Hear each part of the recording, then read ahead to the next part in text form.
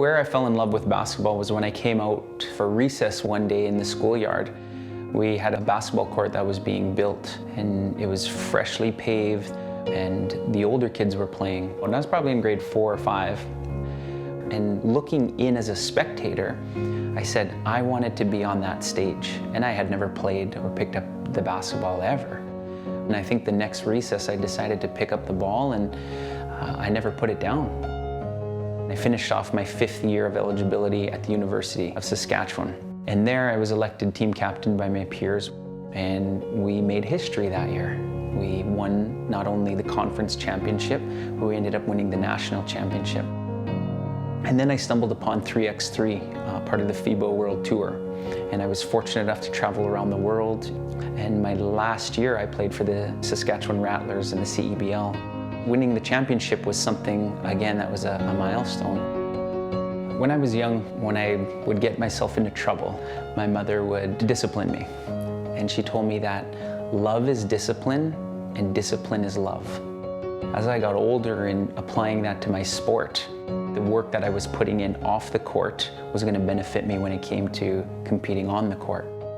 And so having that discipline is really an act of love for self. Within our culture and our community as Indigenous people, one of the teachings that I grew up with was the importance of our hair. We believe that our hair is an extension of our soul. When you take the 3 strands, it's believed that you're bringing together your mind, your body, and your spirit, and you're tying them together to work in unison. What Boys with Braids does is it brings together young men who want to grow their hair, and it also pairs them with real-life role models who have long hair to help encourage and motivate these young men to continue on their path. And as a father, it's my responsibility to show my boys how to care for their hair and to be proud of who they are, of their culture, of their identity. When I'm doing a social media post, it has to be something, one, that I'm proud of, or something that I believe may help to inspire others in their journey. So just sharing a lot of things that I'm involved with, speaking engagements, working with youngsters. Ooh, whose pot is that?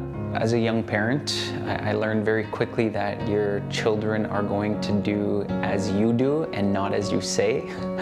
So making sure that I'm demonstrating a healthy lifestyle for them, not only a behavior but a work ethic that I would love for them to have as they get older, that could help them get far in life.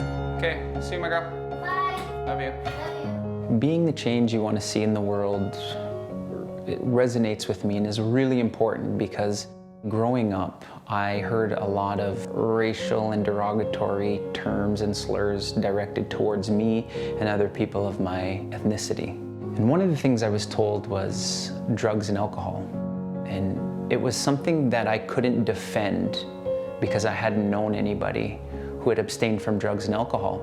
And so I wanted to be that person who abstained because I didn't want people to say those things that I heard as a child any longer. And I wanted the next generation to be able to say, I know somebody who has never drank, so what you're saying is not true.